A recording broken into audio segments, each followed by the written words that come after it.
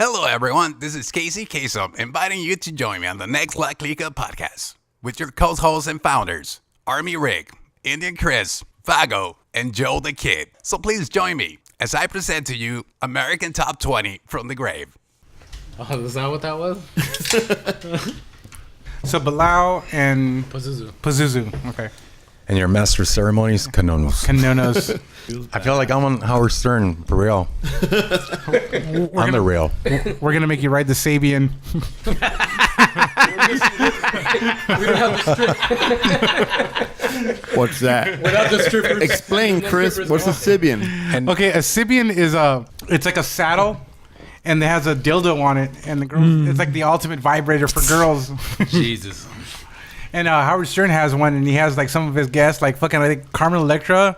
Tila Tequila. She wrote it? Yeah, she wrote it. There's a video on YouTube. You can see it on YouTube. It's right on YouTube. And Tila Tequila did. Tila Tequila. Well, she's a whore. She gave it AIDS. No. The person that gave it AIDS is the Octo Mom because she wrote it. She wrote it too? It's dude. God. She had an orgasm on it, and it was like the worst fucking noise you ever fucking heard in your life. Exactly. Broke windows. Broke windows.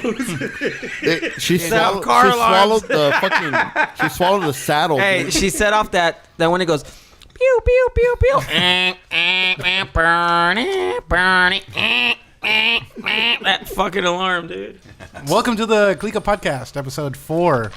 You guys good on drinks? Everybody? Everybody's good? Affirmative. Refilled? Si, senor. Okay. Cheers. Salud. Cheers. Cheers. We're doing cheers. Gentlemen. It's a pleasure and honor to be here with all of you. Air salud. It's an honor to be here. Okay, I just wanted to say, Nema has been a Los Angeles staple in the death metal underground for about 2 decades now, and recently worked on their new singles.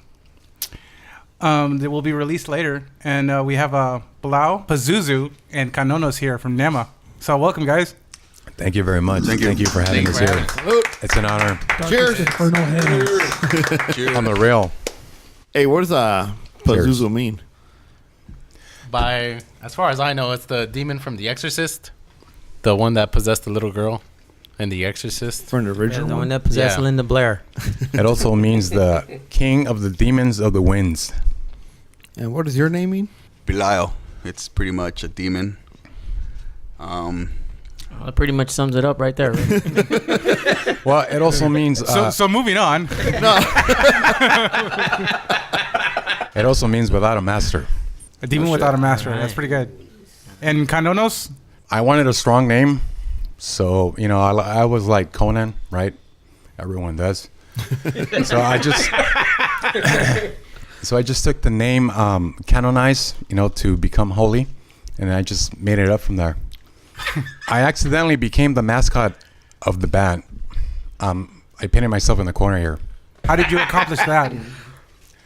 The artwork just brings it, and I got to put something.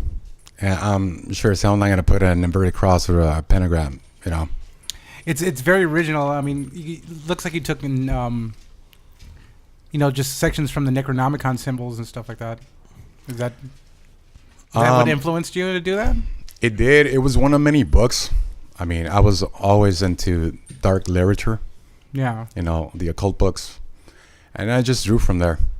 But, it did have a little bit of influence. But actually, if you really want to know what the symbol means, ladies and gentlemen, it is actually a 6 encircling the N. Okay. And it's part of the name Nema. It's the first letter N. I really like the symbol. I mean, I always thought that was cool. If you look at it in the mirror, you can see the N.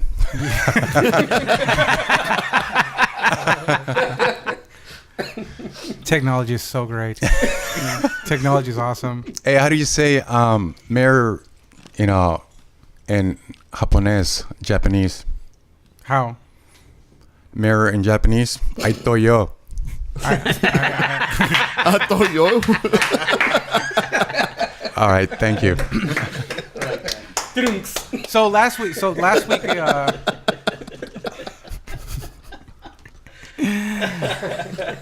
last week we actually sorry.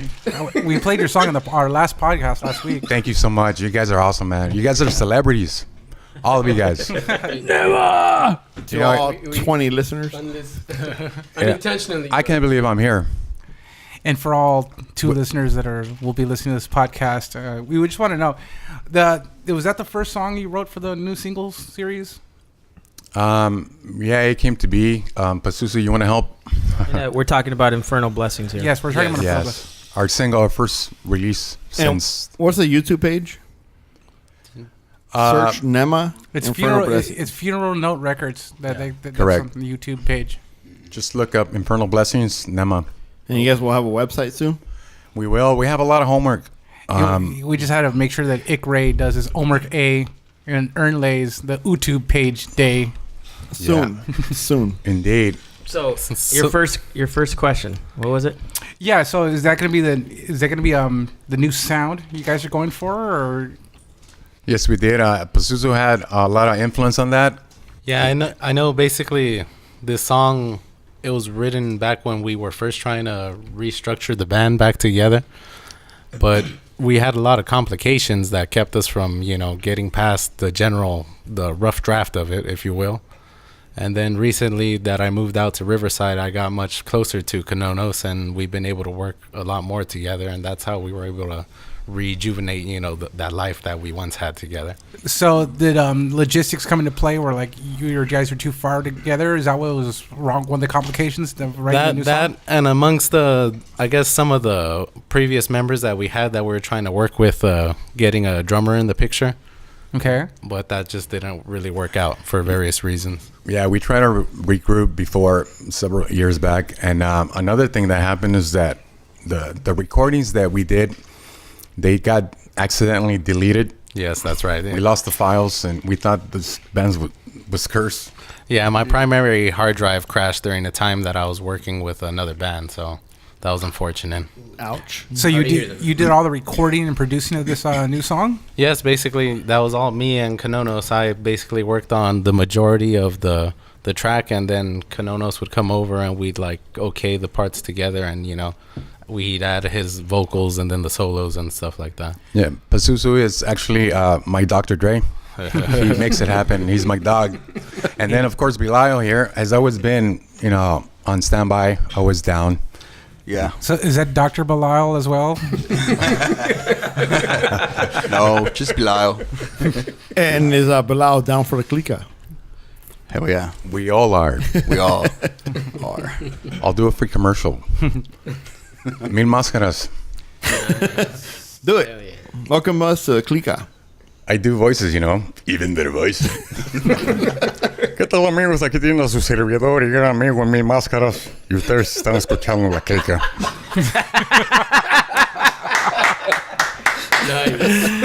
Acabo de aterrizar aquí en los Estados Unidos, donde había más de 1,000 chamacos esperándome en el aeropuerto. Bueno, aquí estoy y no me quejo de nada. Oh man, cheers to that. Hey, you could be a soccer, like a soccer announcer. Yeah, you can, Let's hear your goal. Let's hear your goal. Gol, gol, gol, gol, gol, gol, gol. Se va, se va. Say that loud. Goal Maradona. Don't forget Maradona. So going back to the song. Now, Infernal Blessings. Where did you get the inspiration for that to write that song?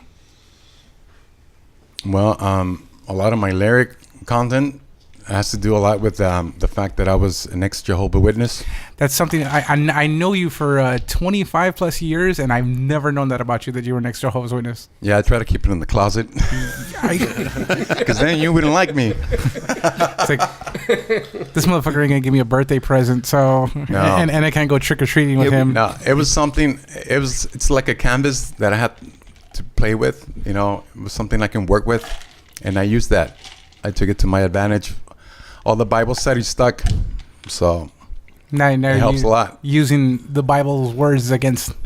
There would be no more Nema. It would be Amen. This is death metal, and you can only say, the devil, this and that, so much. You gotta change it. Exactly, and I really like the way you did that too. I mean, it's it's not as didactic, not very preachy. I mean, but it's there. It's a message there. It's like, hey, you know that there is a problem. That's what it sounds like to me. Well, the message behind all the songs, they're always real. They're always, delivering, conveying a message. Like, for instance, Infernal Blessings is about, we're all going to get it. Yeah, no matter what. Yeah, I like that. It's coming. Thank you. It's coming. So, okay, now that's where you got your inspiration for the lyrical content. What about the music content? Like just the way the song was arranged? Like I mentioned on the podcast that, like a lot of new death metal bands, it seems really overproduced. It seems really like saturated with overdub guitars and keyboards and chanting, and you guys really stripped it back to its very core, and it sounds like you're using like less is more. And are you guys a firm believer of less is more, or you just doing things to serve what the song is for, Belial? No, yeah, I definitely think being more less, like having too much effects over your music sounds a little bit more, I guess, less realistic, in other words. And yeah, I definitely am a fan of old school style type of recording. It's more raw, more just there. Most definitely, and it's just not hidden by because the way I see it, I talked about it in the last podcast that people are, I guess, there's more information online. People are learning their guitar better and they're learning more technique, and they put that in their songwriting, and it seems not to serve the song. And this is what I was talking about on my last podcast, was that every part of that song, every arrangement sounds like a part that serves the song. Like nothing's in there that does need to be there, and I just thought that was really, really great about the song. That's the one thing I like the most. Well, I always wanted to do a slow song just to go against, that we're always doing fast songs all the time. So I wanted to switch it. And it was also a challenge for myself. Can I make this happen? And of course, the musical part was taken from one of Pazuzu's songs that he already had. And I just happened to take just parts of it. And I would just tell him, put this and put this together. And he made it work. He did a great job. It actually ended up serving the riff a lot better. Yeah. And so, I mean, of course, I liked that one version of my song I had back then. I still listen to it from time to time. It didn't hurt his feelings. So Carlos, Kannonos basically robbed you like you were sitting on the back of a bus going to Marina Del Rey, right? Is that what he did? That's what happened. You can see it that way, or I mean, the way I see it when I wrote that song, I really didn't have a dedicated group to work with. It was just something of my own creation. And it's like, at the time, I was more of a fan of Nema. I didn't really think about, joining Nema would even be a possibility. But then, Lord behold, there is an opportunity with his little brother that I got in contact with him. And he just so happened to like that song, and we were able to rework it for a Nema song. How about a shout out for his brother? Yeah, his brother, Elvis Sandoval. Elvis, the king. Yeah. I have his music. We're gonna listen to it one of these days. Atomic in the house. Do it. I really like his music. I heard it, and it's pretty positive. Really, But what I want to hear is, Boggle's never heard your band before. Okay. He's kind of new to it, and I liked what he thought about it. I really did. I mean, I wanted to ask you guys. I know you guys worked in different groups. Some of you have, Pazuzu. What actually drew you to work with Nema? Like, what is it that you wanted to bring to them? Well, at the time, like I said, I was into death metal. I was trying to have my own project going, but I couldn't have that because the people I was working with we didn't have the tools capable. But like Carlos being a death metal veteran, he obviously has the know-how on how to make, a lot of the logistical things happen. So, that's why I was willing to jump ship with him and to, work with him. What different things did you experience when you're actually making the music? I mean, is something different? I mean, definitely, I would have to say the threshold for of what's creatively okay, like something that I would come up with that I think is cool, maybe is not so cool, could be 100 times more cooler just with a little more love and attention, Fuck yeah. Nice. And one thing we have here that most podcasts one I have is a former member of the original Nema. Yeah, we yes, do. indeed. I want to hear the thought process in Nema that you had to go through. Well, for me, I mean, it was a great honor just to join my brother Carlos Kannonos here and help him bring a concept to life that he had been, pouring himself into for a long time. And, I look back on it and I'm super proud of it. I always feel like I could have done much better playing bass lines and, did a little more right hand action. But, I'm super proud to have been a part of it and just really let him drive, obviously, at his vision and try not to stand in the way and help him, access every bit of that concept and bring it and breathe life into it. I had the great pleasure of playing one live show. I don't know if you remember where that venue was. I have a photograph of it somewhere. And I think my bass is all riddled with stickers, which I think totally goes against like the Nema look. But I mean, as far as just keeping it clean and tasty. But man, I mean, all I can say is it's always been a great honor. It's always been a great pleasure. Nema has always been a force to be reckoned with before it had a name. And just to be able to jam out in rehearsal spaces and learn songs and challenge myself technically to play these fucking riffs, which were fucking crazy, was really awesome. Let's not forget that he came up with the name. Did he? Yes, he did. I drew the logo, but he came up with the name, and I thought it was the ultimate. Was he looking in a mirror? The way I recall it, honestly, my memory is garbage, but I feel like we were walking with our significant others at the time there, and we were walking maybe on, what's that street just west of Pacific, where all the parking lots are? We were on Santa Fe at the corner of the stationery store.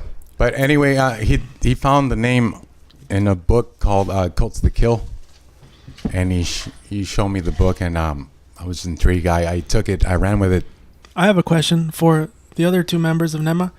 Kannonos, we're familiar with your background. You've ex-Jehovah's Witness. You've got a lot of retaliatory energy. But you gentlemen, do you have any kind of background in some sort of religion that you were brought up in, or is there a specific reason that you are moved into the channel of metal or this beautiful fucking crazy ass opportunity to express ourselves in the way that we do when we play our instruments, where we turn it up loud and feel that feeling of fucking punching babies in the face? I love that. That's pretty brutal there. It's pretty brutal for even them. Okay, let's The go cops home. are en route. I always grew up I was brought up with the Catholic religion, and I believed everything they said at one point, and I think until the age of maybe 15, I started looking at things differently. As far as music and metal, it's weird.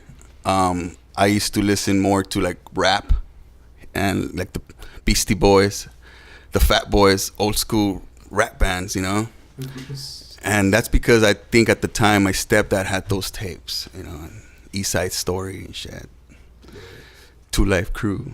From that, literally, I think it happened overnight. It's weird. But I had a stepdad's brother that came to visit from Mexico, and he played Alice Cooper. And I was asleep when he was playing it, but I heard the song Poison in my head. And from that day on, I started listening to that 24/7, and I never went back. And I got into Motley Crue from there, and Van Halen. And from there, I just worked to Megadeth and stuff, and started getting heavier and heavier. And then from there, I found out all my uncles had Iron Maiden records and old school Metallica records and stuff, and I didn't know about it, and I got more into it because of that as well. I had a lot of influence by them, and I think that led to me rebelling against religion as well. There was a lot of hate that I saw among people and between themselves, even though they kind of showed a different face growing up, And I started to realizing a lot of things, and yeah, I think that's what led me to just want to express it more within metal, death metal especially. Okay, let me ask you something. Because I specifically remember mine. But what was the first death metal band you heard, and how did that make you feel? The first one I ever heard that I can remember, it was when they used to play Metallica at midnight on KNAC. Mandatory Metallica. Mandatory Metallica. Yeah, dude. I had them all on tape. Every last episode. Really? I had a shoebox full of tapes. I used to listen to that. Yeah, me too. And I think I heard, I wasn't sure what band it was at the time. It was a death metal band. And later on, I believe I found out it was Carcass, and I didn't know about it. But that was probably the first death metal song I ever heard. And I was like, we got to play this. I was playing, kind of switching from punk into a little bit of a death metal. But I didn't know how to play death metal very well. It was too complicated at the time. And I just remember telling an ex-vocalist at the time, like, this is how I want to play, like this. And I ended up recording it from, KNAC at the time, that little section of that band. Yeah. And it was just a bunch of grinding and growls, and I didn't know who the hell it was, It was just like, wow, that's freaking awesome. Pazuzu. So, in listening to Infernal Blessings, okay, it fucking calls to me. The heavy guitars, the groove-oriented structure, it grabs me. It punches me right in the gut. It grabs me by the fucking shoulders and launches me into the pit. And I just want to fucking groove. What are your inspirations? Who do you look up to as a guitarist? And where do you draw your influence from? Well, I'll have to tell you right now, my favorite guitar player of all time has got to be a Dimebag Darrell, or Pantera. And I got the tattoo of the black tooth grin on my ankle in the same spot where he had it, just because a lyric that Dave Mustaine wrote in Sweating Bullets. And I know I was just barely getting to Pantera when I found out about him getting shot too, so I just felt so bummed about not even being able to fucking catch him live. I know I have the MLs too, the Dean guitars. Those are some of my favorite guitars to play on because I love how you could position them all kinds of ways. But basically, that's where a lot of the inspiration for my sound comes from. Just that, because with Pantera, you have that heavy groove, but some of the riffs are so simple. I mean, you listen to Walk, it's like the simplest riff out there. And then they also have all kinds of other songs that are like all over the place with that country southern kind of feel to them too. And Kannonos. I've always been an admirer, Every time I would see you in school or just walking down the street in the neighborhood, I'd be like, that guy right there. And then I couldn't go beyond that. I couldn't go beyond that. But listening to you. Thank you. Listening to your guitar playing and whatnot, you have precision. And where do you draw your influence from? And who is it that you look up to as a guitar player, if any? The one and only Angus Young, AC/DC Mike. Right on. He's the one that made it all happen. He made it look so easy, and from there it just started. It wasn't even my father playing guitar; it was Angus Young. I remember that. That you were really. I was hooked. He's the one that Carlos I've known like more than half my life, and it's creepy. It's weird. And we grew up listening to music together and learning our instruments together. And he was a huge fan of AC/DC. And he's the one that introduced me to the Back in Black album. Do you find yourselves ever going backwards in time to listen to the music of the past to influence you now in the future? Yes, I do. I have to, because there's nothing there for me anymore, And you know what? And I'm, to be specific about it, I'm, talking more along the lines of like composing, putting things together, being simplistic, along those lines. Yeah, as an artist, you always want to deliver quality and originality. You want to sound different from the rest. And, of course, you have to go back to your heroes. Everyone looks up to somebody, Doesn't matter who you are. You have to get it from somewhere. And you just grow with it and evolve with it. Well, I'll tell you, you guys have a complete original sound than anything I've ever heard. You know, Thank you. From the vocals all the way down to the bass licks, the drums, everything. Thank you. Including the visual aesthetic of the whole band. There's something that's steps forward even before you hear a note of the music. There's the logo, the iconography. You know, it's just kind of out there, and it stands out as a unique, you know, something that kind of beckons for your attention. Well, that picture you took kind of captured everything about the band. And That's we'll what I be thought. posting that picture on our Facebook page and the website. So we're going to try to take a picture of the picture or get a digital scan of it. Can we get a digital For sure, scan? yeah. I'm going to scan all He that does stuff great and work. send them over. Yeah. We'll go ahead and bootleg it. And Yeah. then you still have that website on for your photography? No, that's all dead and gone. I mean, I just shoot for fun now. It's just I got a thing for film, and I take my cameras wherever I go. And if I'm lucky enough to make a photo, then fucking awesome. And it's all on Instagram. That's really it. I don't really have a proper website or nothing. Do you want to plug your Instagram? Does anybody wants to see your work? Sure, it's just Beto Carbajal. That's it. At Beto Carbajal, no spaces. It's just stuff I do for fun. It's mostly pictures of my daughter, my wife, and just random strangers who I encounter in bars and random social situations. They see the camera, they ask a question. I say, hey, you want a free photo? If they're down, I'll shoot them. And Chris, one of my influences right here. Yes. Badass pictures. Yeah, we're talking about a Thanks, legend brother. here. Yeah, we have I'm actually humbled by all the talent that's at this table, and just to be sitting here with all you guys. I mean, everybody here brings something artistic to the table. I mean, all you guys. I mean, I'm just a huge fan of everybody here, and I'm humbled by it. So, Oh, thank you, man. That's so sweet. Back at you, brother. Thank you very Thank much. you. okay, but I got a question. Before my iPad died, but you're over a 20-year veteran of the death metal scene, and you've been in here so long. Well, what kept you in this genre of music? That's a good question, my friend. And I just knew that the music was special from the beginning. Death metal has always had its own voice in the music world. And to me, this music is the real soundtrack of the grim reality of this world. It permeates and explores and celebrates the dark side of life. This is not about fashion or trend or about money. Metal is a movement, and we're part of that big wave. Yeah, I mean, Excellent. Nice. there's just some genres of music that you can't bullshit, and death metal is definitely one of them. There's no bullshit in death metal, especially if you do it right. I mean, there's bands that out there that do it, but I don't really consider them death metal, you know. Well, And I mean, and I'm not one. I would really hate categorizing people's bands like, hey, they're death metal. I don't like putting, you know, like, because music's music. Music should be general and universal and all across the board.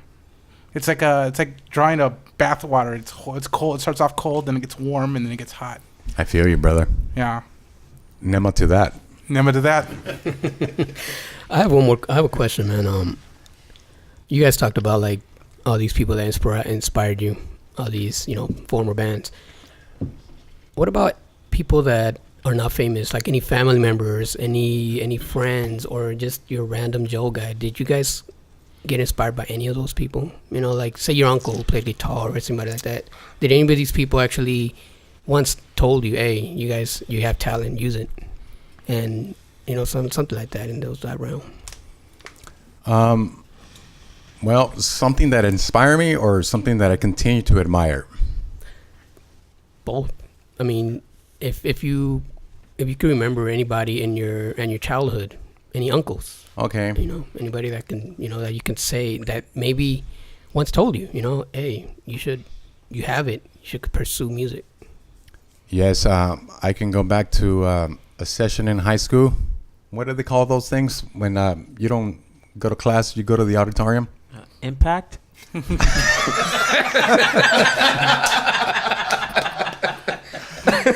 Detention. That sounds like detention. I can't remember the name, but there was this kid on stage, Like a talent show? and he blew the hell away. You know, he blew me away. His name was Danny Osuna, and he laid it out.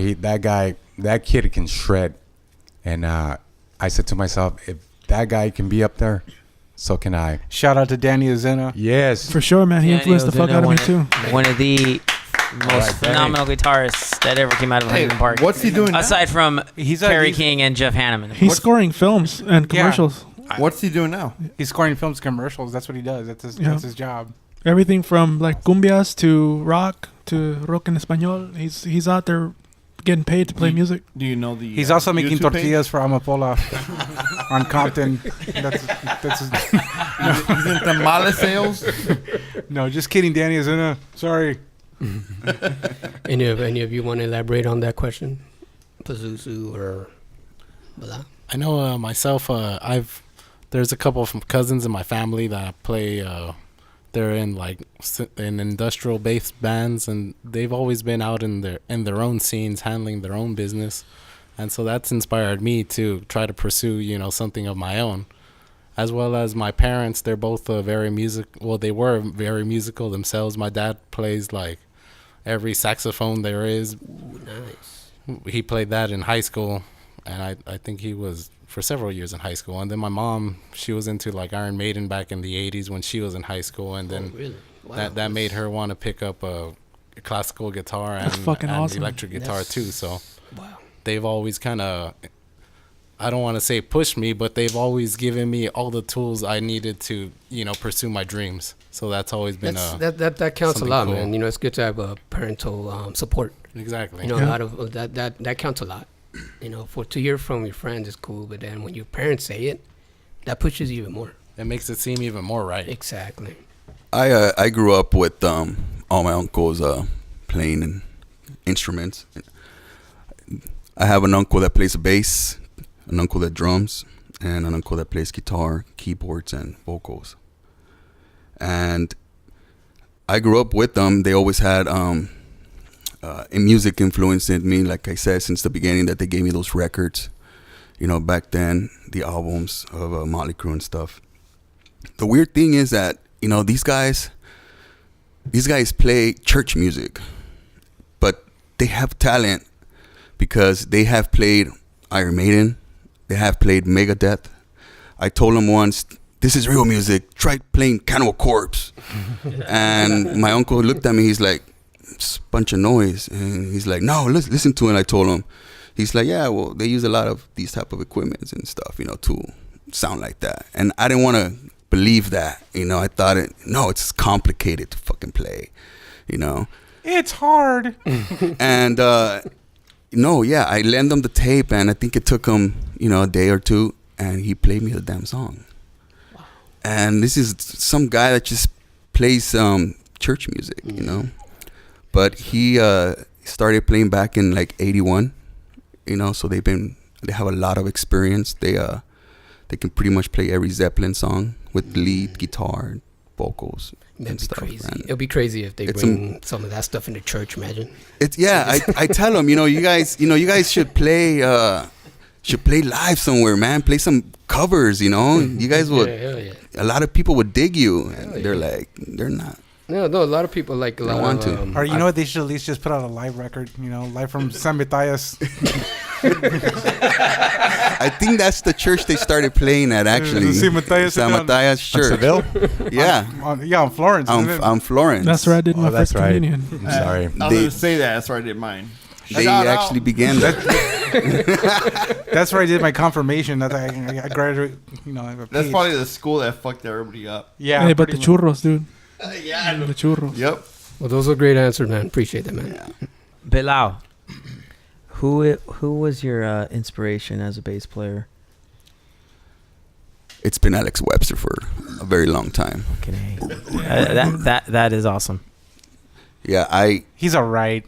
He's okay. Hey, Chris, let's take a walk. I think I began with Steve Harris from Iron Maiden.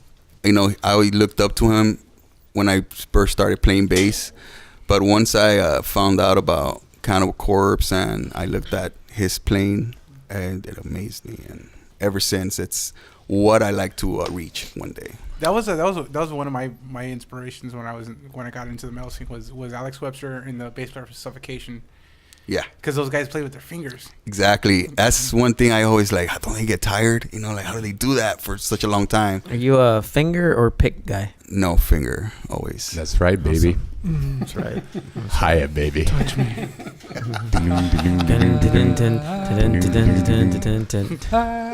Bass. Ooh. It's all about the bass. Baby. And jabón sote. You know, when they say don't drop the soap, that's the soap they're talking about. Yeah. Because you don't want to hit that. That's a good one. You don't want to drop that on your foot because you'll break your foot with that big ass bar of soap. It's a fucking break. Some zolt down the rope. Soap on the rope. They don't make those. Zote on a rope. So, Kannonos, best live performance, best band that you've seen live. Out of all the years that you've been to shows, best band that you've seen live. You know, from what I've been able to see from myself, I just got to give it up to Marilyn Manson. He's a great showman. Agreed. I have to tell you, okay, I've never cared for Marilyn Manson. Okay. Okay, never gave two shits. Don't own an album. Hold on. Let's stop right there. That's for every band that we've talked about. That's been your answer starting. I know. That's been your interlude to like. If we could just pull up like last week's podcast, like two shits. I'm not a fan of Red Hot Chili Peppers. I'll tell Never you. was, but I'll tell you. I like it. I'll tell you. My girlfriend at the time said, "Hey, I got tickets to Marilyn Manson and Smashing Pumpkins." Never gave a shit about Smashing Pumpkins, but Billy Corgan is a phenomenal guitar player. So I'm like, all right, well, phenomenal, maybe too kind. Okay, but He's all right. I respect it. I respect it, right? So we go to the show, and I'm thinking, all right, fucking Marilyn Manson and shit, you know. Dude, I was fucking blown away. You know what I'm talking about, brother. I was fucking blown away. Brother. That has dude, Marilyn Manson put on one of the best fucking shows that I've ever been to. Same here, Ever. dude. You know what? Ever. I saw him at the Antichrist Superstars tour when Yep. he was in his prime. I was with you. Yeah, right? You're always there. First time I used the shower, I was like, I was there with you. I was scrubbing his back. No, but yeah, I saw him with the Antichrist Superstar. Those L7 at the Fuck Santa yeah, I was there. Dude. Yeah, they broke the ice. We were all there, yeah. It was phenomenal, dude. And This that- guy changes outfits all the time. The background always changes. Yeah. I can't follow that. Can you Yeah, imagine and the you All I remember, have is smoke. do you remember the pedestal when he was singing Ripping the pages out of the Bible. yeah, he was ripping the page out of the That was Bible. really Yeah, blasphemous. The theatrics were amazing, Yeah. you know, and Second to none. it was an experience. Belial and Pazuzu, you first. All right. Well, Best show, best live show you've ever been to. that's a tough one, man. I mean, there are two off the top of my head that I know right now. The first one, I'll say, The Jonas Brothers at Budokan. Fucking Hanson. all right. Nah, this my first one's gonna have to be my first choice would have to be the time I saw Nile down at the Grove in Anaheim. They played a double set essentially, and the first set was all new stuff from like their last album, and then the second set was all their older stuff. So I got to hear like the best of both worlds of Nile. And then, so that was like the best. They didn't even have an opener for them. It was just all Nile all night. Right on. And then who was your second? My second would have to be the time I was interning at the Whiskey on a night that a Hate Eternal played. And because I'm such a big Hate Eternal fan, I was there and I got to show off my Hate Eternal tattoos, and Nice. like I got to meet Eric Rutan, and I was actually on the stage with them, but on the side stage, just basically just chilling there watching them play. Right on. Fucking right And on that note, if I may piggyback, I just want to say that Eric Rutan's producing work on Cannibal Corpse's Kill and the subsequent album is just phenomenal. Yes. Like Yeah, sure. I think he really became like the silent member and took them to another level. Right on. From capturing bass at an audible level to where you can hear all of the fucking finger action to just, you know, the drums and It's fucking beautiful, in my opinion. It's Fucking Kill is great. close to a perfect album, if not a perfect album. That's a question that came up recently in this podcast. What was the Fucking perfect great. album? So the first time I saw his name was on the back of that record. Hell yeah. Yeah. A big shout out to Eric and Manas Studios in Florida. Oh, hell yeah. Right on. Yeah. Quick flashback interlude. I went to see Broken Hope with Vader with Carlos with Kannonos at the whiskey. I'm cursed. Sorry. That was awesome. There was nobody there and it was fucked up. I'm CK, okay? You know, there's gonna be a person that listens to it like, who's Carlos Kannonos? Calvin Klein. Fuck it. Fuck it, I'll take it. And Belial, Yeah. same question to you. Best band that you've experienced live? Damn, I think I have one like for every type of metal. You know, He's been to a lot of shows. I still go to shows at this time. You know, I love music. I still just into death metal all the way. Doom metal, Viking metal is just fucking bad. And I think one of the best shows performance I've seen has been from this band called Corpiclani. That they came to San Marcos, California, and me and my girlfriend went, and it was a blast. They brought this different type of music, you know, more like culture into it, culture influence, like folk. And I think they did a very awesome performance, you know, bringing in their entire outfit, you know, the way from their lands, you know. And I think from death metal, in the death metal category, it had to be either Brutal Truth or Dying Fetus. Brutal Truth, yes. You know, it's Brutal Truth. I think We saw them sound amazing I saw them. live. I at the saw them Corona once, Theater. and I played with them once. Oh, that's awesome. Yeah, I played with. I opened up for Brutal Truth. That's fucking awesome. Yeah. Okay, speaking of live shows, do you plan on playing any of your classic songs? You know, Disturbing Views, 666. Absolutely. We want to give the fans what they want. You know, it's the songs that, you know, made us known, I guess. You know, they became favorites. They're also our favorites. We're also fans of the band, you know. Yeah. So we want to deliver what they want. And, you know, the sound will be different, but it'll be heavier.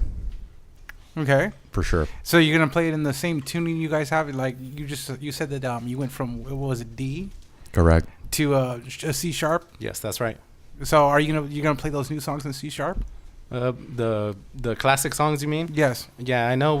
I basically already have the templates worked out in my on my computer for some of the older songs, and it's just about, like, you know, working them to a point where we feel comfortable and we like them for what they are. Okay. You know, I really like the fact that you guys are well organized. You guys are a well-oiled machine. You're well organized, and it's like you have your shit laid out in front of you, and you know exactly what you need to get done, and then you do it. And that's just so unbecoming of a musician, because, you know, like us artists, we just want to be burped and fed. You know, we don't want, you know, we want everybody to do it for ourselves. You know, I know I'm notorious for that. You guys seem like you have drive behind your machine, and us as musicians and fans appreciate that. Oh, thank you. We appreciate the hard work that musicians put into, you know, pushing their music forward. It's fucking awesome to hear that. But you know, this is one of my gripes. I'm humbled. One of my gripes about people, some haters of music, they just like talk shit about bands, and they talk shit about music, but nobody fucking works harder than a musician. I don't give a fuck what anybody says, because they have to fight for their music. They got to promote their own fucking music when they're starting. You know, they're writing music, going to shows. What about the guys that build the roads? Musicians work harder than them. They work harder than a redheaded roofer. They gotta smell the chapopote, man. You know, Yeah. being a musician, Good. you know, going back to that, being a musician, we make a lot of sacrifices, you know. We have to organize our time. We have to sacrifice our time and, you know, not be with our loved ones, you know, just to go out and do this. You know, it takes a lot. It's not easy being in a band. You know, being in a band is like being in a machine, and every member is a well lubricated gear. You know, And when you go on stage, you turn that on, and it's a monster, and it's the best feeling in the world. What can you say about the support that you get from your loved ones, your family and friends? Well, I always have to think first. My wife comes to mind, right away. She's my first fan. That's why I marry her. But, I get a lot of support from my family. My brothers, Beto and Elvis from HP. Shout out to Heinz and Park. Once a Spartan, always a Spartan. And my brother-in-law, Trini, it just goes on, just a close, tight circle. I love them, and they keep me going too. And also, I may not forget, it would be a sin to forget our beloved brother, Juanito, rest in peace. He was always there.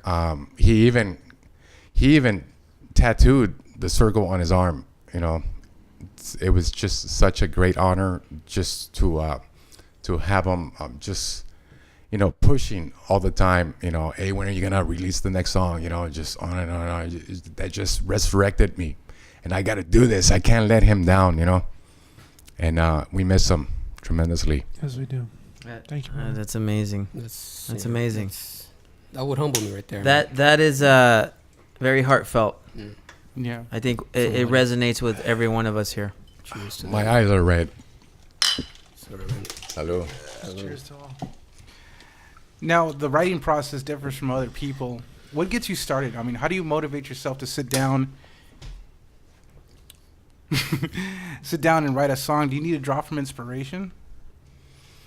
You know what? When you're talking about lyrics, you're being a dark poet here. You got to get under that dark cloud and just absorb whatever you can without trying to be violent. Another thing I got to point out here: you don't have to be evil to be dark. I like that. It's just a taste. And we just happen to have it, and you don't. So tough. No, what comes? Now wait 1 second. No, go ahead. If you're gonna be writing lyrics, you can't be on your phone saying, "Okay, baby, I love you. I'll see you soon. I miss you." You can't. All that shit goes out the window. You can't fuck around with this. It's your craft, and you cannot, fuck around. Don't ever do drugs. Don't ever put anything in your body because it's gonna steal your dreams and your ambitions. Fuck yeah. Yeah, you're letting your soul out there, man. So you got to make sure you put the right thing out there. Indeed. People do listen to lyrics sometimes, and you never thought they were gonna listen. They'll even question you on that, and then you got to come back and answer that. Yeah, some so people. It's very important to know what you're writing about. You get fans out there. They'll call you out on your bullshit. If you can write some lyrics that are fucked up, I hear it. So, but what comes first? I mean, like, is it a lyrical idea, or is it a guitar riff, a drum beat in your head? I mean, like, what usually comes first? Well, you named it all. I get little glimpses, like they're like little clouds in my mind, and sometimes I even hear my own voice, saying a whole sentence, and then it just comes. It becomes reality, and that really is rewarding. When you can see finally tangible evidence. Yeah. Where was the craziest place you got inspired though? Like the most weirdest spot that you're like, I gotta write this down. Like, would you clean your house? All of a sudden, like, bam, something came out. Anything you can remember that just said, I have to write this down. The song was written about my Oric vacuum cleaner. Yeah, this song goes out to my broom, sweet motherfucker. It's just a lot of things come to mind. It's a universal question. It could be this or that. Are you asking me? Have I ever seen any crazy shit that caused me to write the lyrics? Yes. Well, our government does a good job with that. So I draw from that. Very easily. Nice. Religion and government seems to be the same thing sometimes. You see it in the money. Nema to that. Nima to that. But it's actually Nema to that. Sorry, not Nema to that. Well, that's one of the questions I had to ask you was, does any current events affect you the way you write lyrics? If so, how? It does because I always think about, what I've learned with the Jehovah's Witness, my experience. First of all, I'm not considered a member, because I never got baptized, but I was there with them for 3 years. But basically, I remember what they taught me, and when I see the natural disasters, it makes me think, are we there in Armageddon? Sunday. Get your tickets now at Golden Voice. Sunday. Come see Bigfoot. Truckosaurus. As he faces Gravedigger. Get him, brother. Welcome to Santa's Village. Brother. Where the 10 and 210 meet. This is the 10 and suit. And them is your friends. Here's Santa Rock. Hey, don't print that. This is Nema here. We're going to use that as a soundbite in every course. podcast. You want to hear Carlos talk about Santa's Village? Don't print that. Welcome to the next podcast. Don't print. I know. It just goes like that. You fucked up. Quick station did. identification. La Clika in full effect. Yes. We cannot deny all the alcohol liquid here. Yes. Yeah. Somebody said something about drugs, and there's all this alcohol here. And Kool-Aid. This is what happens when you drink my Kool-Aid. And Don't forget googly eye Jesus. I was just going to say googly eye Jesus right now.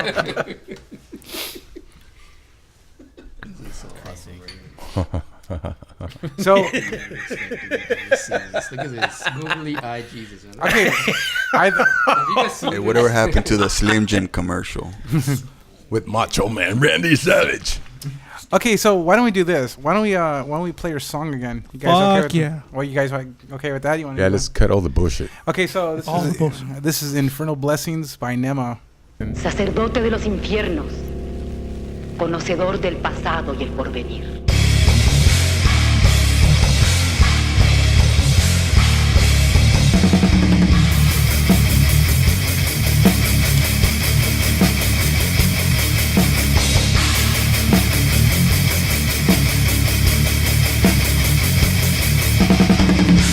Trace it or turn it. You can't break it or burn it. You can't escape the Jehovah's wrath. Play your missing word, blood in every breath. It's your own demise. Infernal blessing. It's your own demise. Infernal blessing. Make no mistake of what you are. Your own existence become the pestilence. Another fallen one, just as predicted. But up the joke to the book of Revelation. It's your own demise. Infernal blessings. It's your own demise. Infernal blessings.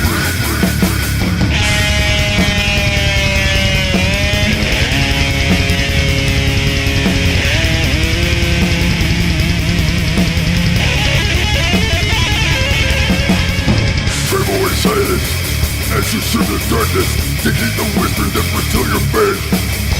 So far removed from the book of life, the curse of mankind sits deep beyond the flame. It's your own demise. Infernal blessings. It's your own demise. Infernal blessings.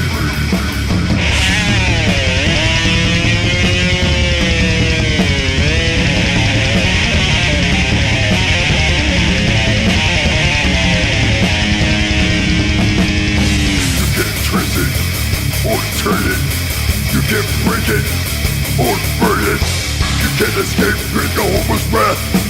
Play your missing war, blood in every breath. It's your own demise. Infernal blessings. It's your own demise.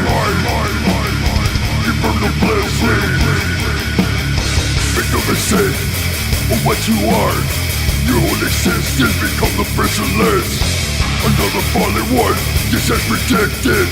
But up the joke to the book of Revelation. It's your own demise. Infernal blessings. demise. Infernal Blessings. It's your own demise. Infernal Blessings.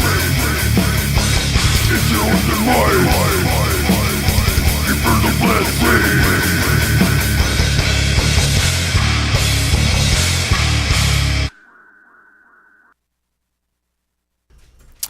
Okay, that was Infernal Blessings by Nema.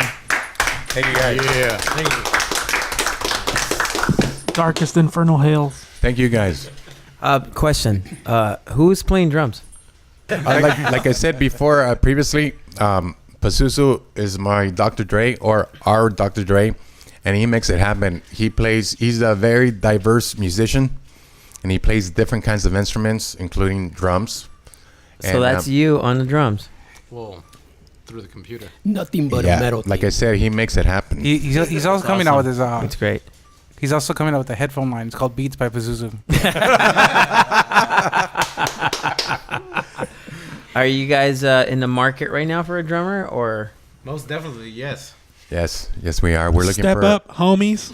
We're looking for our next partner who is serious about this and believes in this. And if you play drums out there, ladies and gentlemen, I think Maggie is signing up. I think so too. she got excited. She wants to be the drummer. Even their voice. She's like, I'll do it. So if you're out there and you play drums and you think you can hang with the mighty Nema, contact us. Give us a shout out over here on the Facebook podcast page or the website. I have a question. That song leaves me wanting a lot more. That's just a little appetizer, and y'all done made me hungry. What's up with the next track? I mean, can we anticipate something maybe this year or something on the horizon for 2018? What do you guys have in store? We definitely have another song that's already in the works. It's just awaiting the lyrics and solos, if you will, on them. So like everything's basically done on it. It's just we just have to finish it up. Awesome. Very much excited. Can't wait to hear the next song and the album or whatever is next. Yes, we have a series of songs in our cauldron. And they're all coming into fruition at the same time. So we have a series of songs in our cauldron of boiling flesh. Indeed, you got to stay in character. Yes, you do. No, we definitely have planned for an EP though, more before an album. So our goal is to get enough for an EP. Self-produced. Yes, nice. Yes, Infernal Blessings is actually going to be part of the EP. It's just that we just wanted to give something to the fans already because they waited so long and it's not fair. And we just wanted to throw the dog a bone, you know? And this song is actually dedicated to all our fans and all our followers from everywhere around the world. Thank you so much for your support and your kind emails and comments. And like I said, you could find this on the Clika page. And it's also, if you want to just look up the song, it's Infernal Blessings. And the page is Funeral Note Records on the YouTube page. The song should be hitting the digital stores for streaming and for download definitely by next week, like the Google Play, Spotify, Apple Music, all that good iTunes. stuff. Okay.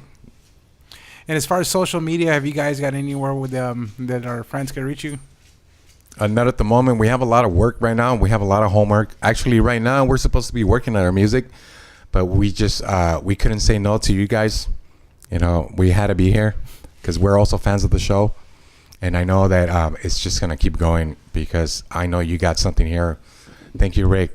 What do you guys like about the podcast?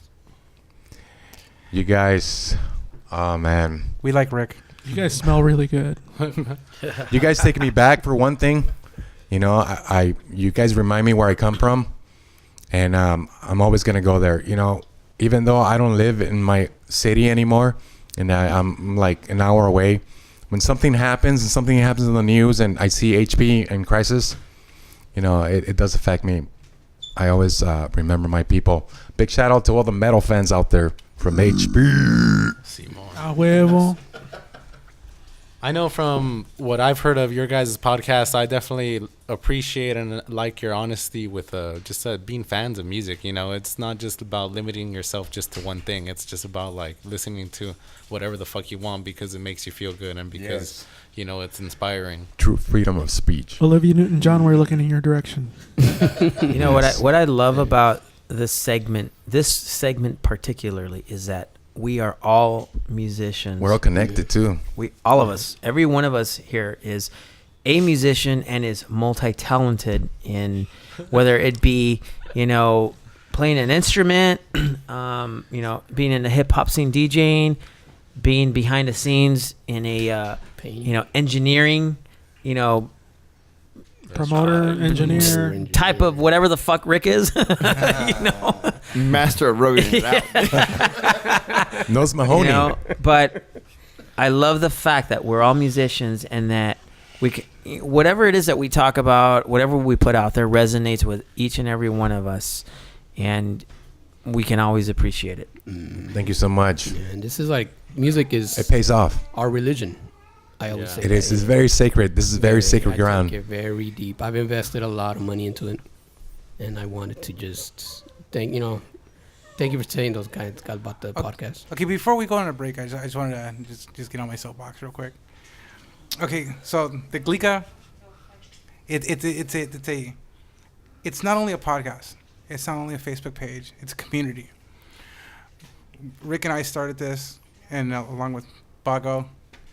And we wanted to give back to the music we love so much. Mm-hmm. And we noticed that there wasn't a scene of any kind anywhere. And we want to bring up a music scene again.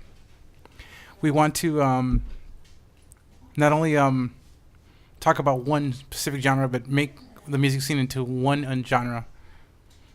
So we could collaborate with each other. Our community. Yeah, yes. Build a community.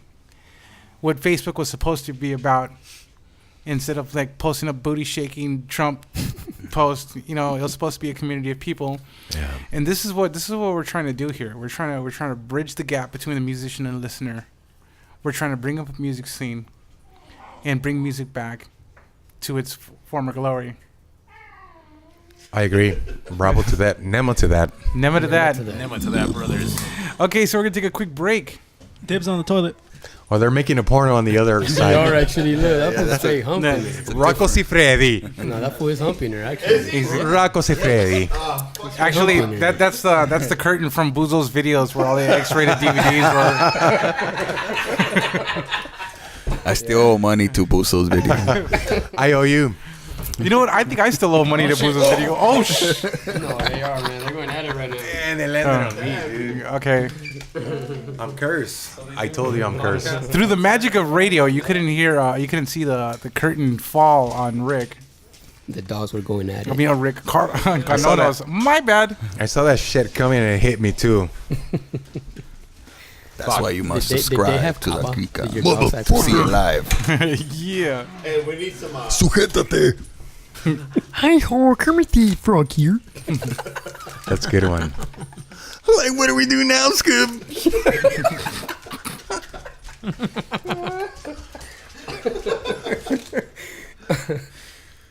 Hey, welcome back to Lyrical episode what? Episode 4. Episode 4, and we're here with Nema. Yeah. We're back. Yeah. We're back. Yeah, that was actually Inspector Gadget's nemesis, Dr. I'll get you back. Claw. Dr. Claw. Dr. Claw. The hand. That you only seen the hand. You never seen it. Next time, Gadget. Next time. Hey, what was the name of the cat? I know the cat had a name. What was the name of the cat? Not Azrael. Azrael? Azrael was the Smurfs cat. Is Buck fixed? Yeah. He's fixed? I mean, why is he trying to rape your dog? It's about fucking time. I thought he was gay, dude. He wouldn't. Did South Park had the episode where George Clooney played the homosexual dog? I had to watch a porno show to Buck. Yeah, that's why you had to watch the porno. Yeah, dude. The Octopussy? Octopussy.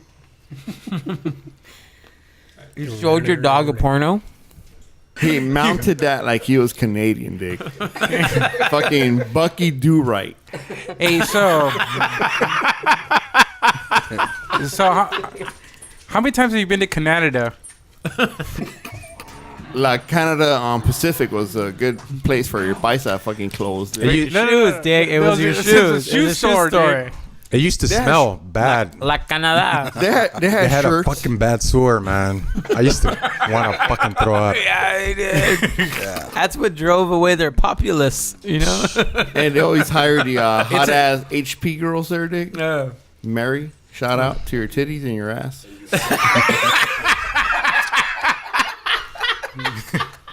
You had to buy the shoes and shit. You didn't even need them. I'm guilty of that, man. Hey, no disrespect to Ralph. Your sister-in-law's fine, Dick.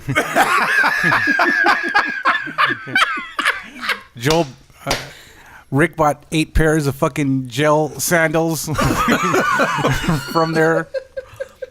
The ostrich skin, Dick. Yeah, ostrich skin From sandals. the Zapateria. Is that the one on Pacific? Yeah, like Canada. Was it Saturn or Zoe that it was in the corner of? The building occupies the AT&T store now. Hey, you want to go there? What about California Theater, man? Oh my that's a good God. place. Hey, dude, I would go watch a movie there and I would look to my left and I'd see a rat there with a fucking a bowl of popcorn, bro. Hey. You want to hear something true, though? Damn. The last time I went there, it was, I guess their last dollar day, because on Tuesdays, you remember they had dollar day? Yeah, they had something like that. Dick, F-13 was sprayed on the screen, Dick.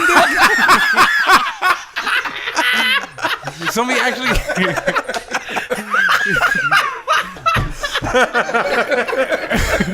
Now that's a fucking ghetto theater for you. So... Anytime the movie scene was bright enough, you see F-13 on the corner of the screen. I remember that. Oh my God. What about the backdoor entry? Oh yeah. Oh my God.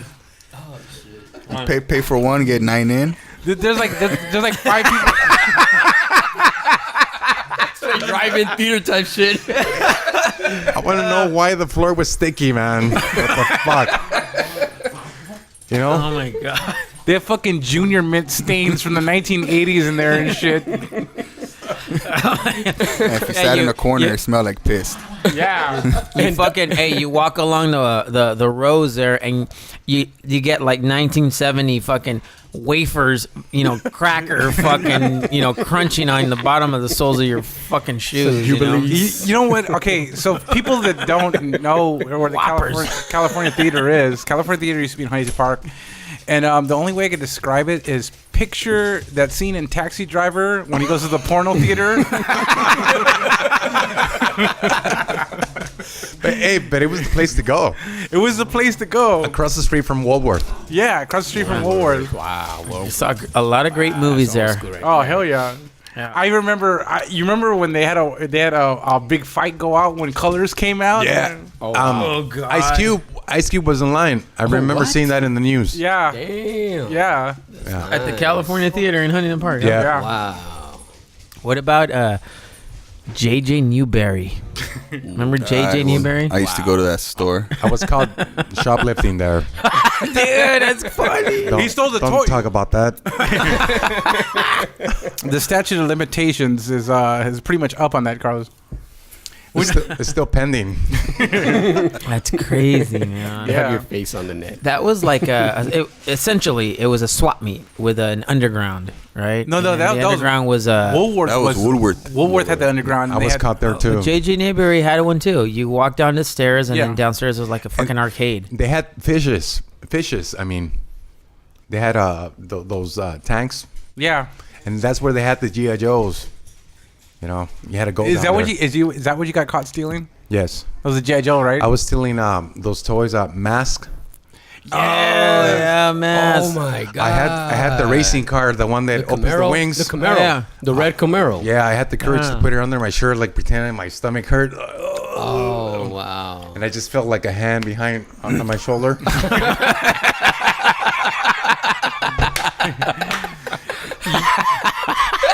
You must have been the worst at crime. I'm just saying.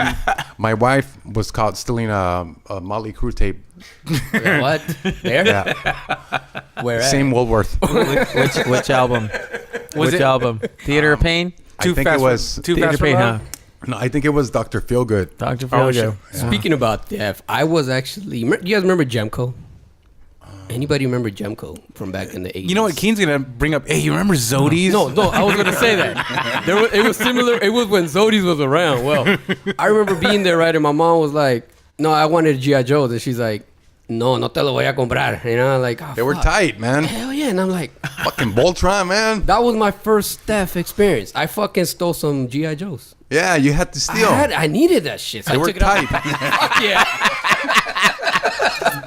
And then she took that shit home, and the next day I showed up But you to know what? everybody at school with shit.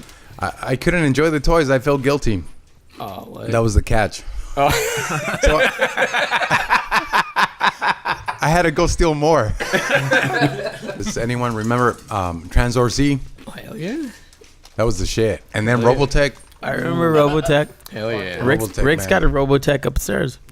Or is that He might Starscream? steal. I don't remember. Transformer. I don't that. remember Dick from the last segment.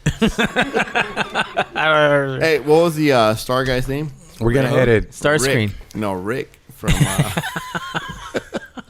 Yeah, Hump. We're You gotta go. missing Jameson, Dick. Anybody else? Janice is in the room. Give him a pair of headphones and a mic. I got Modelo. This podcast is brought to you by Jameson Black Barrel And Modelo. Heineken? and Lipovitan. We gotta forget the Lipovitan Can't exclude the Lipovitan. and the Cava. And the Cava, yeah. And the fucking Cheetos. Thank you for Lipovitan. Don't leave out the sote. It cleans you. Definitely. Definitely does. If you take a chunk of it and swallow it, it cleanses you. It takes away the cancer. Yeah. Oh, yeah. It's a cure for fucking hemorrhoids. Purifies you from religion. It fucking dries up the hemorrhoids. Hey, Chris, you know what works really good for hemorrhoids? What works really good for hemorrhoids? Casey Burcham. You mean the Birchwood scrubber. Case or scrubber? Now let me tell you something. You're absolutely right. Because actually, I was lifting boxes at work one day, and I got hernia, and I was embarrassed because it was right near my testicles. You know, I just ripped it right open, and I sprayed some Birchwood and Casey Boar Scrubber on it, and the next day it was gone. Wow. It was just gone.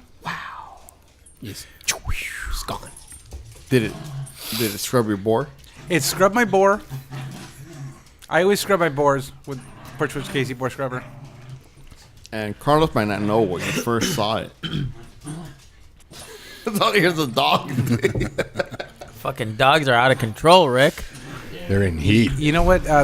Buck's like, I want to fuck you. They need to go to they need to go to the East Side Motel in LBC. The East off the Side Motel. 91 freeway. Shout out to Nate Dogg. Rest in peace. Rest in peace.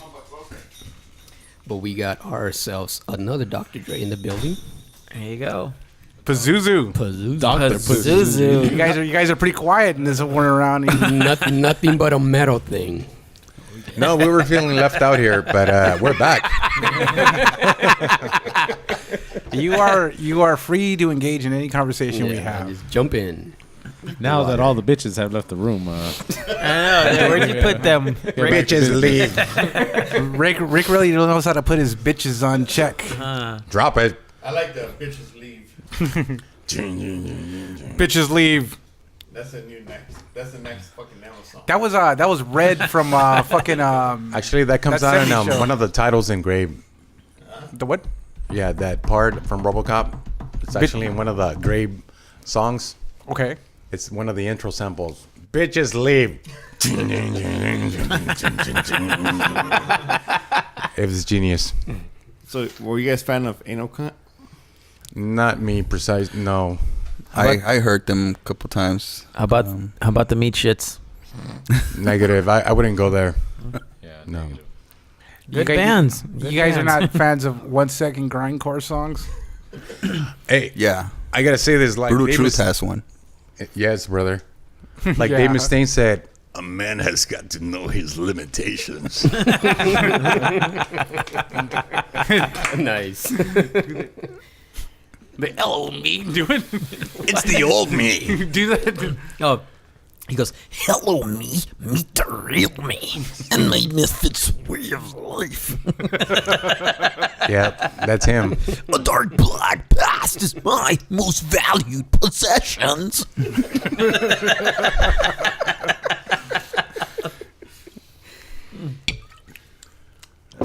Nema, let me ask you one question. You guys each can answer this. Did the city you guys grew up in, did it influence your music? Well, for me, speaking, the thing that changed everything for me, what started it all, was this death metal show flyer that I got in my hands when I was in high school. And it happened to be in Salon, Mexico, in Huntington Park. You know, and on the flyer, it was lepra, fallen god, cancerous factor, decompose, and bubonic plague from East LA. And all those guys blew me away. And I just said to myself right there and then, I got to do this. You know, I want to contribute. That sounds like if I would have gone to that show, I would have died. And Chris, Actually, at the very least, you would have got stabbed. No, I would have died from fucking being sick. You know, lepra, fucking what else, dude? You mean literally getting some kind of disease and like just, you know, deteriorating there on stage while I'm trying to fucking get in the pit. Where only Dustin Hoffman and Rene Russo could save you from outbreak. Exactly. and the fun fact here is Chris was with me. Oh yeah, Wow. that was a pretty awesome that's show. pretty I cool. told you it's freaky. Yeah. Hey, speaking of Guys like Salon, brothers. speaking of Salon Mexico, I gotta fucking throw a shout out to the fucking Ritmo Latino, dude, for getting me, dude, for fucking having Ticketmaster and getting me to all my fucking metal shows when I was a kid, bro. Ritmo Latino, bro. I got caught stealing there. Hell yeah. Yeah, Morbid Angel CD. Oh my god. With honors. See what was cool about catapulted Remo you Latino there. is you know, where other places where lines fucking go around the block, like nobody would buy their tickets there, so there's no wristbands. You just go walk right in that motherfucker and buy your tickets. Yeah. Dude. I went there a couple of times. I bought so many fucking concert tickets there, man. I went there once. I bought my first CD there. Yeah. Vanilla Ice. Damn. I bought a shitload of 92. CDs there. That was the first spot where I heard, I got the power. But the earphones, they're all busted. But you were like,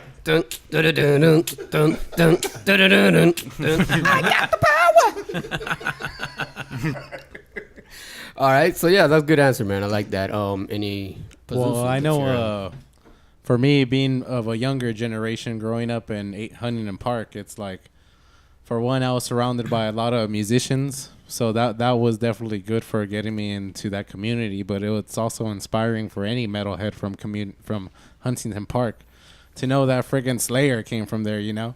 And so, yes. like, Yep. Fuck yeah. That's the pride that behind us, too, as well. And Terrorizer. Yeah, Jesse Pintado. Yeah, out there. Wow. Nice, that's cool, man. Came from Napalm Dead. Well, Terrorizer first. Hello Waits tattoo right here, bro. Yeah, Slayer. Yeah. Hey Joe, Joe has a big, That's right. huge. I got a question, Joel. You cannot say nothing bad about Slayer. Ever. Ever. I got a question for Joel. Who got you in the Slayer? Chris.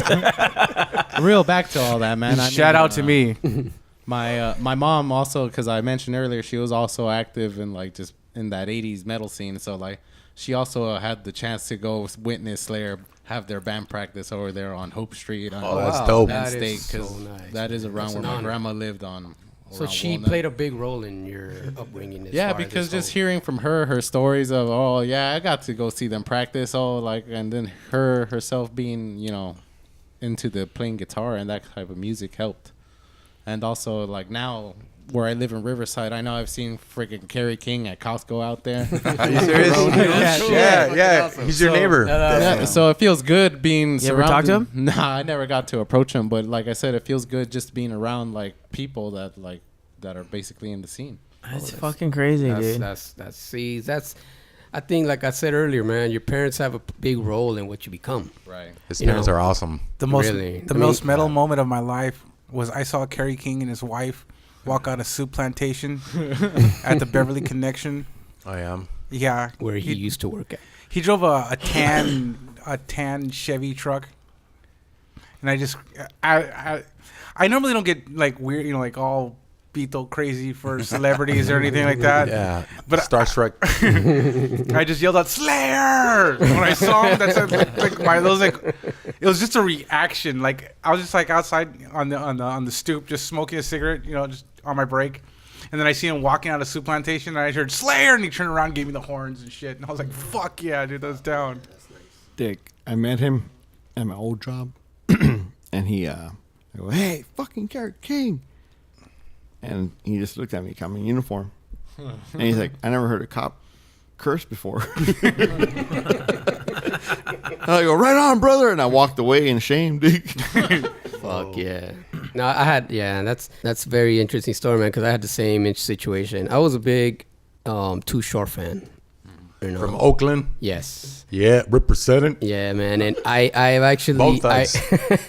I actually seen him walk by in front of me, man, and I straight up froze. I didn't even approach him. It was like this moment where I'm like, wait a minute, I've known this motherfucker since I was seriously like 10 years old, 9 years old. And when I seen him, I was like, oh shit. Like, I just froze. I didn't know what the fuck to do. Born on stage, died in wax. Yeah, man. And I just, like, I seriously, and this fool had, like, 5-6 girls around him, And I was like, damn, this was a player like this. He didn't fuck around. He seriously had, like, 5 bomb-ass girls in front of him, man. And, yeah, so it was a very, very interesting experience, man. I thought I was going to, when I used to say, when I meet him, I'm going to be like, what's up, Too Short, what's up? And when I seen him, it was like seeing a fucking ghost, It was like... Okay, same question to Belial. Yeah, same question to Belial, man. What was the question? Did the city you grew up in inspired you? I thought we were talking about what toy did you steal from Woolworth? Yeah. Because apparently all you guys stole toys from Woolworth. I don't think I ever stole anything from that store. No wonder they went out of business. You stole everything. It was like pick and save, man. Everybody stole from it. Pick and save, wow. The band Nema, where I found Nema, was in that city, and I have moved in there. Who knows where I would have been at if I didn't move to that location. But I lived mostly over there by Converse Street, McKee, Alameda, before I got into music. But that was a big scene down there, too. A big punk rock Yeah, scene, it was a big death metal scene. Punk rock scene, yeah, definitely. Shout out to Harlem, wherever you are. Yeah, we also have to mention that Belial came from Catastrophe. If we remember back, if we want to get really humble, we go back there, and that's the connection that it's also associated with Nema. Nice. Do you guys ever remember the warehouse over at 108th and Mona? Yes. The 108 warehouse. That was Tank's house. Yes. The White House? The White House. I happened to play there. It was. It looked like a barn, and there was a pole in the middle, and it was all padded too.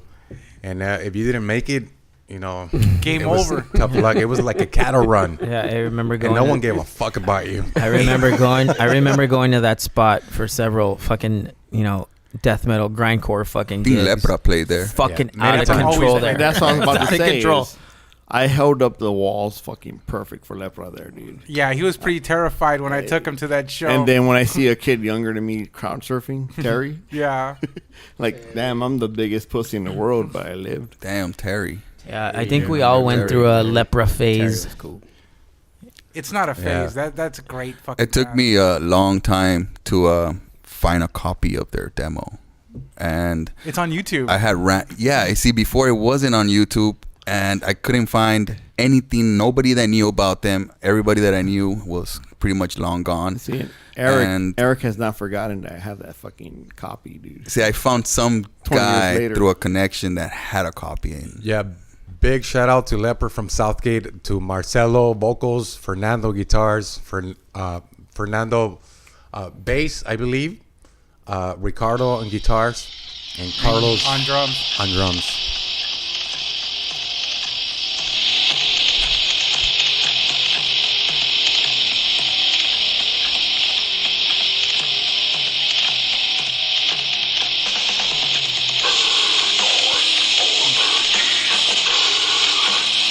You are listening to You're listening to Lepra.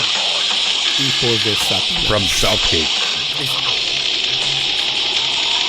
Hijos de Satanás.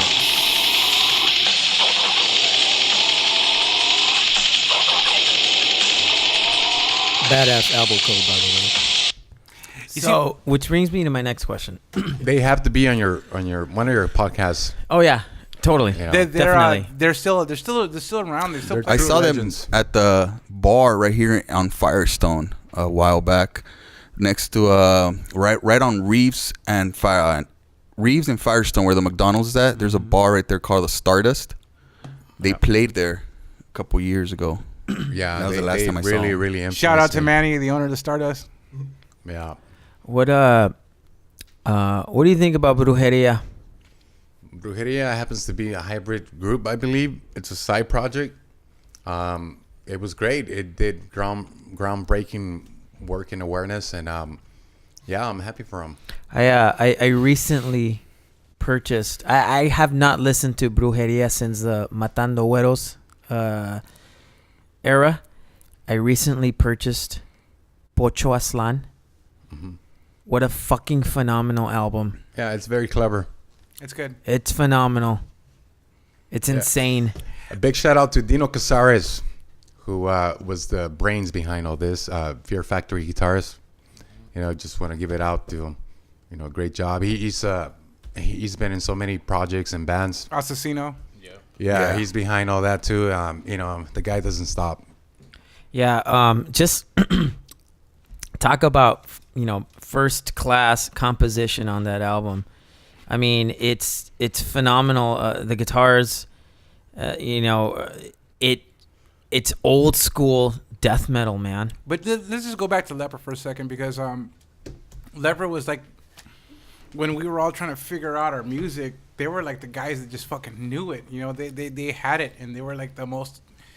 They had their shit together when it came to their songwriting, and they were just like. They were real brutal for that era. Yeah, they were years ahead of everybody else. I mean, the only band that came even close was Entity when Jack the Ripper was on vocals. Oh man, this is beyond Lepra now. Yeah. Entity was a force to be reckoned with from East LA. Yeah. With Bobby and vocals. No. Yeah, it was Jack the Ripper. I still got some of his letters he wrote me from prison. Okay. My bad. Yeah, I still got some of the letters he wrote me from prison. He'd write like in the college rule paper, how it has like thick lines. Yeah. He would write 3 to 4 lines of fucking dialogue in that between that one line. Wow. And it was 3 pages he wrote me back and forth. He was very dedicated to the scene. Yeah, he was a big beacon in the scene right in the beginning, like between like 92 and 93 when it comes to like the death metal and the grindcore scene. He's the one that had it all together. I mean, he'd throw shows and fucking play in his band. And he had the greatest fucking death metal voice I've ever heard. I believe he used to carry a knife. Yeah, you know how he so got. You don't fuck with him. Yeah, he actually went back to prison because he had a trunk full of shotguns and a stolen Cadillac. Damn. Yeah, like that. Did you ever witness him stab anybody? I think a stipulation of his patrol and our legal expert Rick here might chime in on this, but I think it was like he had X amount of years per bullet if he got caught with it on his parole violation, and he had a trunk full of shotguns, so he's never getting out, and they were all loaded. So you got 2 years with a bullet? Yeah. Wow. He's 18 with a bullet. I'm just thinking. I'm 18 with a bullet. But yeah, I mean, they were just Lepra was just a huge influence on everybody in the scene. I mean, everybody wanted to be like a Lepra. Big time. Yeah, I agree. You know, and I remember going to one of their shows at a backyard in Southgate, and you had to go through a Southgate death crowd to get to the band. Yeah. Hey, what was the story with our friend? You weren't very welcome there. No. But you had to go. Yeah. Yeah. When and you felt it too. It's like Southgate death They crowd. got in a fight between them, each other. Yeah. I mean, And sometimes they have mishaps. That was a whole mystique about him too, is that you had that element of danger, you know, with their music. And that's what grabbed me. Yeah. It felt dangerous. And I fucking loved it. Well, I still remember the guy who got stabbed in the armpit. Oh, that was that was a Corona. brutal truth. That was a brutal truth. That was in Corona. Yeah, I was the there. Showcase Theater, yeah. Was it? Yeah, and they let everybody back in. Even the guy that was covered in blood. Yeah. It's The guy that actually stabbed him. Yeah, they let him back in. Fucking talk about evidence. Everybody's standing outside. The cops looking at everybody. See this guy fucking covered in blood. Maybe the knife's still in his hand. And they just walk right by his ass, dude. Nema to that. Never to that. Never to that. Never Thank to you. that. Hey, whatever happened to Chino? Chino. He lived across the street from Oh, where I stood. all I heard is he knocked her up and he fucking He had husband of the year, dude. 6 kids What? with Elvia. God. Damn. Wow. That name rings a bell. Elvia's Neto's sister. Oh, yeah. I remember that guy. I have a tape of him. Hey, dude, fucking, so my friend Hosey got married, and we had to walk Chino home. We get all fucked up, and the cops stopped us. There's like 8 of us, and Chino's all fucked up. So we dropped off Chino at his house, and we fucking walked back, and the cops stopped us. So they searched us. All 70 could go, but you need to go to jail. And that was the fucking groom, dude. He spent his fucking wedding night in prison. So Damn. I like the guy, but he did some shit to me where I'm like, fuck it, this feels good. So I went to go tell his wife, his new wife, right? And I go, hey, sorry, but fucking Jose, we'll call him, is in jail. She's like, what? I'm just delivering the good news. Yeah. Did you go to the fucking wedding reception, the party they had for him? That was a fun night, dude. Dude, it was a cool ass party until that happened. Yeah. So shout out to Chino for Shout fucking up a good wedding, dude. Shout out to Chino for getting somebody incarcerated. I got a tape of him that has Strife recorded in it. Strife. Damn it. Old school Strife song. Old school. I think it's called Slippin' song. We saw Strife with Earth Crisis and Hatebreed and Bloodlet at the whiskey. The whiskey. Yeah. We took the 108 to the number 2 bus. Yeah. Hey, fuck the 108, dude. They got me fired. It got you fired. I used to get to work late because of that fucking bus line on Slauson, 108. And it finally got me fired, and I reported that sucker, dude. The 108 never gets here on time, and therefore I lost my job. Damn. Shout out to public transportation. RTD. RTD. Tough and dangerous. MTA. You know what? You would have. My friend's dad was an RTD driver, by the way. He's got stories. He told me so many. This fool used to fucking get. He's seen stabbings, hookers, druggies in front of him, straight shooting up. He used to actually go back there and talk shit to them and take the needle out their fucking arm. He used to straight like get down with people, man. Like, you remember back when people used to tag all over the fucking buses? He used to go out there and just talk shit to him. Almost got stabbed actually a couple of times. But yeah, man, RTD. Okay, hold on, man. There were good times with RTD, man. Shout out to RTD. I love that. I used to tag Will you on those stop fucking motherfuckers. eating Cheetos on the mic? Like, fucking seriously? You can hear me? Yeah. All I hear is King go, yeah, the RTD, and then all I hear is. What's up? I'm sorry. Sounds like when the Langoliers are coming.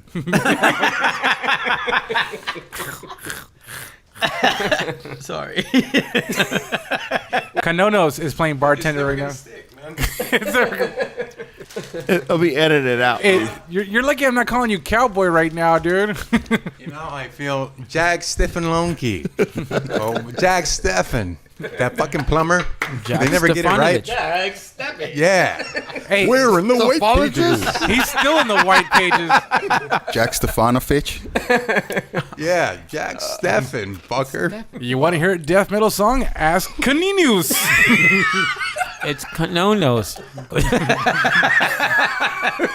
Yeah. CK. Okay, so you mentioned DRI. I have a question for you.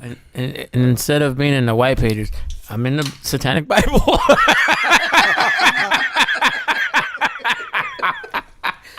So, who got you into DRI?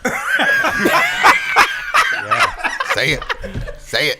I have to say, you, my brother. You did. I learned from watching you, okay?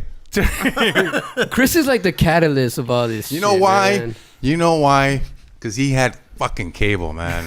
Oh, don't go there. didn't. Don't go there again with the cable He had that VCR fucking shit. advantage. Fucking headbanger's ball. Like fucking Craig. Hey, did you watch it live or off the recordings? on Yeah, the it was VHS? fucking recordings all the time. Hey, this is gonna be an ongoing theme, isn't it? His fucking relative. I'm sorry. His fucking relative recorded fucking anime, not even cool anime, like Sailor Moon shit, over all those fucking tapes, because that person was mad at him, and that's his way of was that person's way of getting back at him. Is he recorded over my Headbangers Ball tapes? And 25 years later, Nick, how's that affected you? It scarred me for life. With Ricky Rackman, right? I had it going back to the old guest, the one with the fucking teased hair. I forgot his name. Yeah, the Circle Park, man. The Circle Park. That was the powwow. That was the spot, man, for a long time. Yeah. Hell yeah. Cheeto break. Mushrooms, acid, Would you everything. stop was done eating the there. fucking Cheetos, man? I saw a lot of shit there, man. It was a little park. I remember when fucking Angel got busted, and the fucking shout out to Detective Bassett, Huntington Park PD. Huntington Park PD. He pulled over Angel for putting a KANONOS sticker on his car. Angel actually fucking went over there on Jeff's rollerblades, and he fucking put a KANONOS sticker on the police car. And he came back like 2 days later because he was fucking looking for this fucker his entire shift, you know? He was looking for Angel for 2 fucking days because I guess he got shit for that bumper sticker being on the fucking radio car. And then we're all hanging out at the park, and fucking Angel goes, he does a double take, and he sees him, and then he's like, hey, you, come here. And the fucking, I start walking towards, like, not you, Chris, that motherfucker over there. And Angel starts walking all slow, like, what? What did I do? And he used to wear those size 65 Dickies pants. Yeah. And it looked like a fucking like a long hippie skirt because they were so fucking big. And he had them on the hood, and he was searching them, and this crotch couldn't open much because it was all baggy because it was all crotch. So fucking Bassett got him and fucking kicked his leg over to the right, and his fucking pants fell down, and we were all fucking laughing at his ass, dude. Fuck, Circle Park, man. Any more questions we got? As far as questions, no. I would like to give a shout out to some people though, some bands.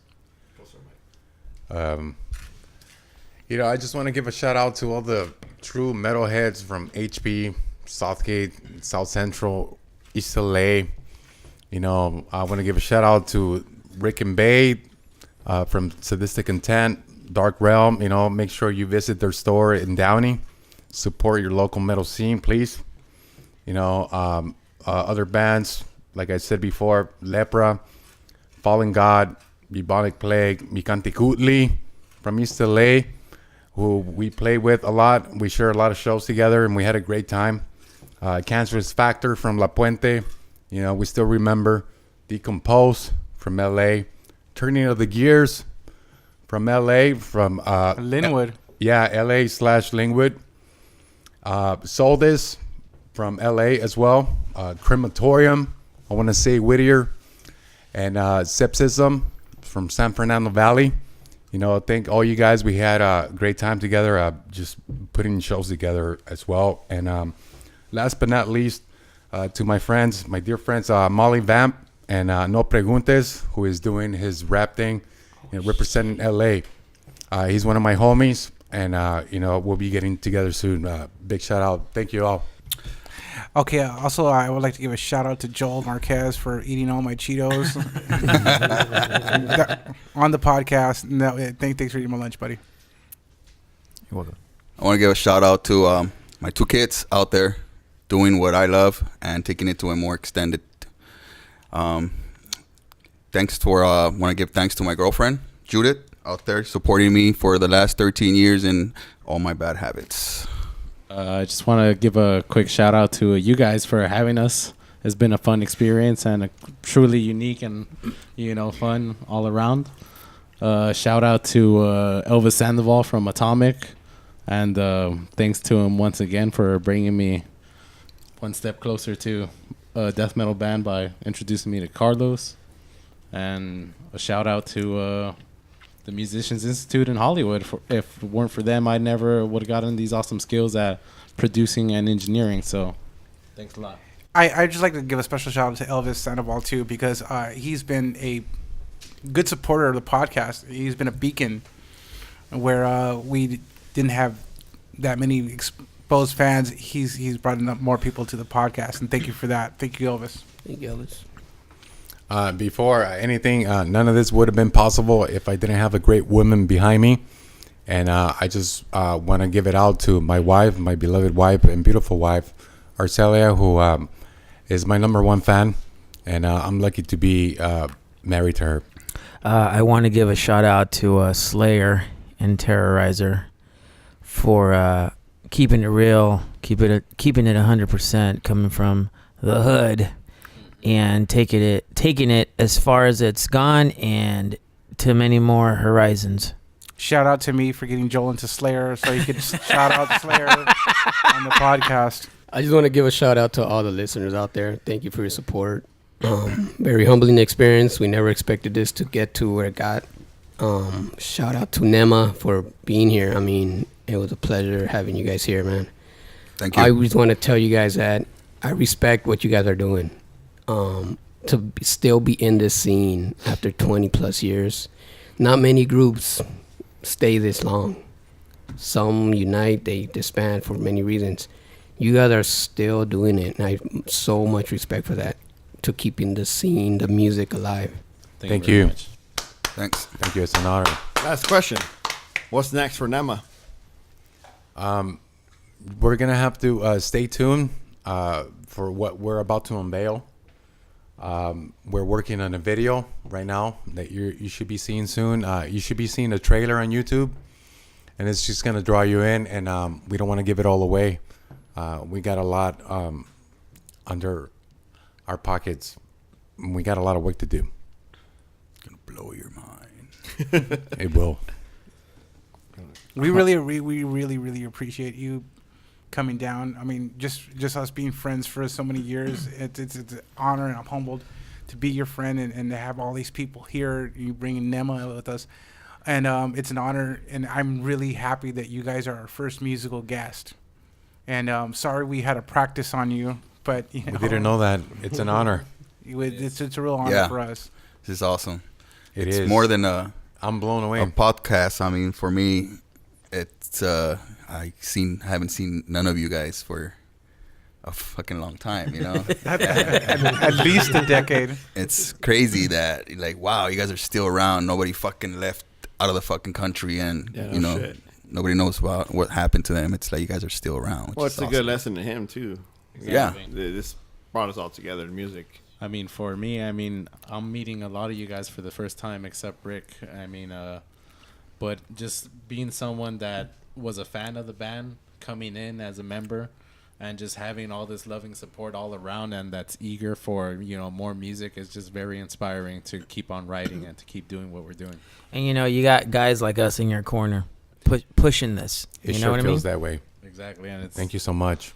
it helps with that inspiration. All right, so signing off, I'm Rick. Bago. Joel, aka the Kid. Belial. Your master of ceremonies, Kannonos. Pazuzu. Chris, a.k.a. I got Joel into Slayer. And we are the Clika, and we're signing off.